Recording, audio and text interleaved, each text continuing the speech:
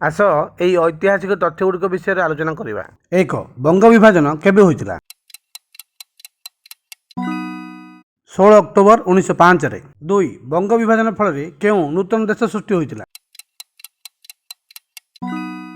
ପଶ୍ଚିମବଙ୍ଗ ରାଜ୍ୟ ଭାରତରେ ରହିଲା ଏବଂ ପୂର୍ବବଙ୍ଗ ବାଂଲାଦେଶ ନାମରେ ପରିଚିତ ହେଲା। 3. ସ୍ୱଦେଶୀ ଆନ୍ଦୋଳନ କେବେ ଗୁରୁତର ଆକାର ଧାରଣ କରିଥିଲା?